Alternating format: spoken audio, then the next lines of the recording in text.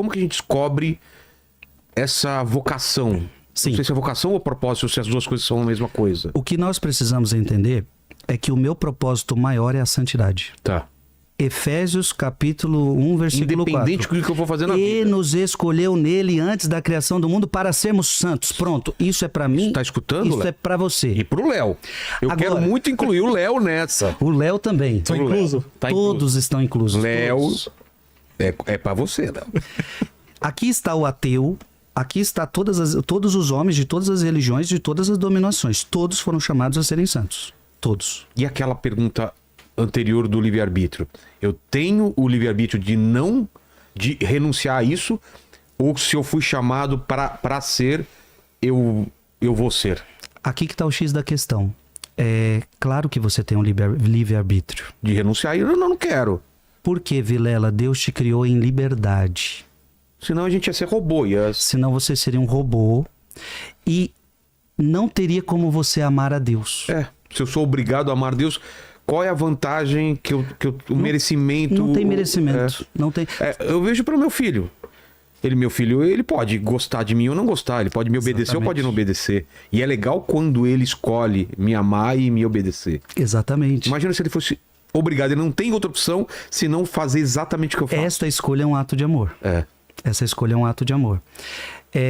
Então Deus nos escolheu, nos criou e nos criou em liberdade. Você pode escolher ou não a me amar.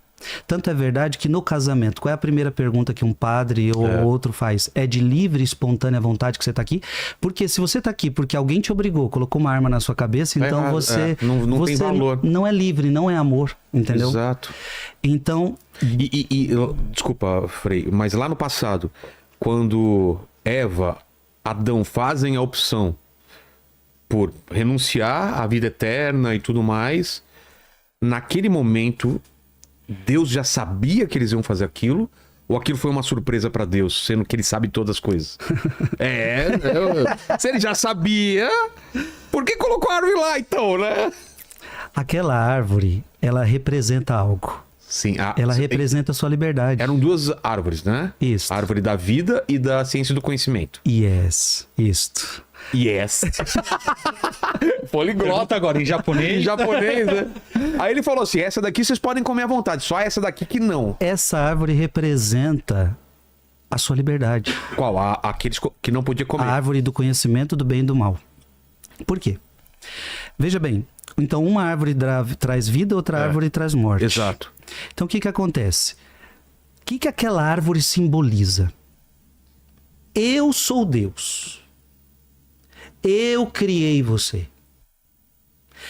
Isso é de suma importância que a gente está falando. Se foi Deus que me criou, se foi Deus que me escolheu. Ele é o Criador, eu sou criatura. Então, Ele está acima de mim. Claro. Ele está acima de mim.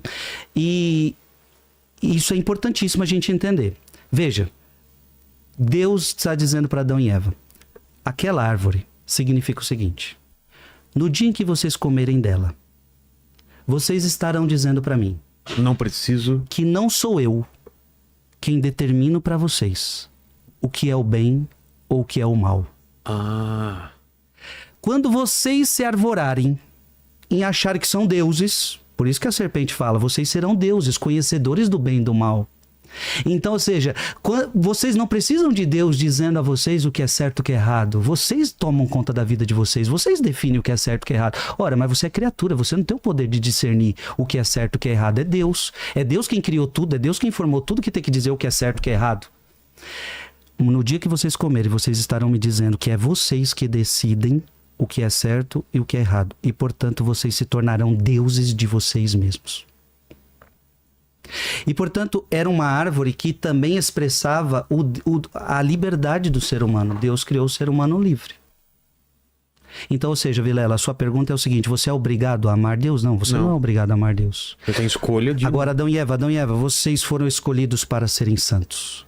Vocês foram criados em santidade. Vocês foram criados em justiça. Deus deu tudo o que vocês precisam para isso. Agora, livremente você está dizendo, eu não quero você.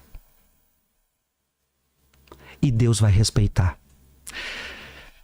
Abra sua Bíblia, Vilela, porque essa... Mas antes, assim a partir do momento que eles fazem essa escolha e tornam-se imortais e todo o resto a gente conhece até hoje, tá na Bíblia também que já tinha o plano para a redenção a partir disso. Sim. Mesmo sabendo que eles iam cair, tinha um plano para a redenção. Desculpa, eu não respondi a sua pergunta. É. A sua pergunta era o seguinte: Deus já sabia que eles iriam cair? Exato. Vilela, é o seguinte: Deus sabe de todas as coisas. Deus já sabe de tudo. Ele é onisciente, onipresente, onipotente. Ele não é preso ao tempo. Agora, se eu digo que Deus sabe, eu não estou dizendo que Deus determina. Isso é importante entender.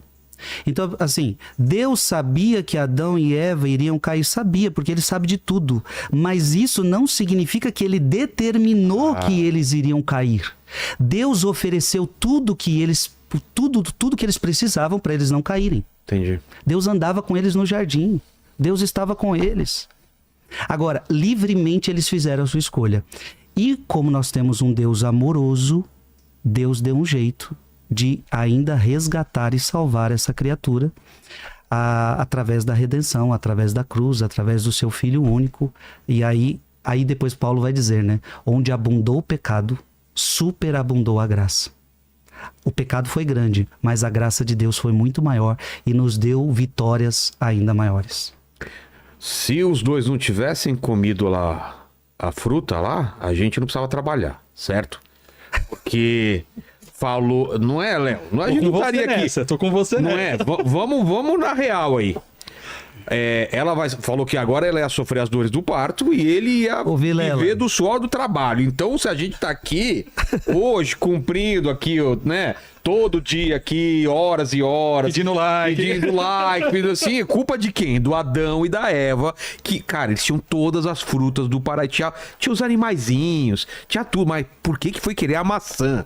Nem é tão boa assim a maçã, né? Pra comer. Tem coisa melhor. Tem muita frutose. Tem uva, tem exato. Por quê?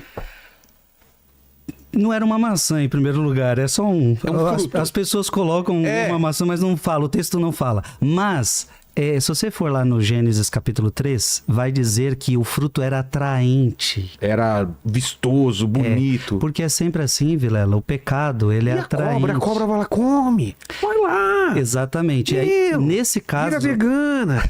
Que isso, carne faz mal, vamos lá. Nesse caso, nós temos um fator externo, que é o demônio que aparece provocando, tentando você a fazer o errado. Que é a mesma coisa que aconteceu no deserto com Jesus, quando ele... Exatamente. Se você é Deus mesmo, se joga daqui, os anjos vão te parar, ou então transforma essa pedra em comida, ou então... Jesus quis ser tão igual a nós que aceitou até ser tentado pelo diabo. Então, assim, o diabo tenta... Porque o diabo já tinha feito a escolha dele, isso é importante entender. Então, isso é uma coisa que eu queria entender. Os anjos, então, também têm livre-arbítrio? Porque ele escolheu, né? Também tem livre-arbítrio. O que acontece? Os padres da igreja, os santos da igreja ensinam que foi preciso que os anjos passassem por uma determinada provação. Ou seja, vocês querem mesmo me seguir? Vocês querem mesmo me amar? Uma certa prova. Sim. E nessa prova, uma terça parte do céu disse que não queria. E veio com... Isso, não precisa abrir aí, Vilela, eu vou abrir aqui. Apocalipse capítulo 12, versículo 7. Houve uma batalha no céu. Miguel e seus anjos tiveram de combater o dragão. O dragão e seus anjos travaram o combate, mas não prevaleceram e já não houve lugar no céu para eles. Porque eles negaram Deus. Certo. Eles não quiseram seguir Deus. E foi então precipitado o grande dragão. Quem é esse dragão? A primitiva serpente. Chamada demônio e Satanás. O sedutor do mundo inteiro. O demônio é o sedutor do mundo inteiro. Foi precipitado, muitos acham que é no inferno. Não, foi precipitado na terra. E com ele os seus anjos. Então não foi pro inferno, ele ficou aqui. Tem um inferno. O inferno foi criado a partir daqui. O inferno é o lugar dos demônios, mas onde os demônios gostam de estar é na terra, tentando a cada um de nós. E é o que o texto bíblico está dizendo, foi precipitado na terra. E se eu não é deixando ninguém com medo, mas no versículo 12 diz assim: por isso alegrai-vos céus e todos os que aí habitais, mas ó terra e mar, cuidado, porque o demônio desceu para vós, cheio de grande ira, sabendo que pouco tempo lhe resta. Ou seja, ele tá brabo, porque Muito. ele sabe o final dele. E ele quer, nesse pouco tempo, que pra ele é pouco tempo, né? Pra gente pode ser gerações. Ele quer levar o máximo de alma com ele. Exatamente. Ele já sabe. Leozito, por exemplo, agora aqui, é tentado toda semana, todo dia. E ele fica lá, vem cá, Léo. Ô, Léo. Ouvido, WhatsApp. É, Léo. Mas é por aí. Abre aqui o WhatsApp. Ele usa de tudo. Entra nesse OnlyFans aqui. Não é nada. Ele usa de tudo. É. Ele usa de tudo. Então o demônio já sabe que é um derrotado. E ele agora... E o detalhe que a Bíblia está dizendo é que ele sabe que pouco tempo lhe resta. Então para nós parece que a volta de Cristo demora muito, aquela coisa toda, mas para Deus não tem tempo. O demônio não sabe também quando vai ser a segunda vinda de Cristo. Não sabe. Ele só sabe que pouco tempo lhe resta. A Bíblia diz que o demônio não tem acesso a esse conhecimento. Então, o demônio está aí. Agora, liberdade, Vilela. É. Deus não tira sua liberdade. Você faz sua escolha. Naquela hora que eu pedi da Bíblia, eu ia abrir para você Apocalipse 3, versículo 20. Putz, Apocalipse é o que eu mais li na minha vida foi Apocalipse. Eu fico assustado com as coisas lá. Esse versículo vai falar para você da liberdade que Deus respeita. Apocalipse Apocalipse 3, 3. versículo... Apocalipse 3, versículo 20. Tá. Leia. Apocalipse 3, versículo 20. Aqui é Deus respeitando a sua liberdade. Caso nossa consciência nos censure... Não, eu creio que você está errado aí. Tá no tô em 4. João, tô em João. Ah, você está em João, tá em João. Pô, lê pra mim, Frei, até eu achar. Não, vai. Página 1559. Sim. 1559. Isso, tá. 3:20. 3:20. Vamos lá. Eis, é esse, né? Isso. Eis que estou à porta e bato. Se alguém ouvir a minha voz e me abrir a porta, entrarei em sua casa e cearemos, eu com ele e ele comigo. Isso aqui é Jesus falando. Então, eis que estou à porta e bato. Eu bato na sua porta, Vilela, mas respeito a sua liberdade, se você quer ou não abrir a porta para mim.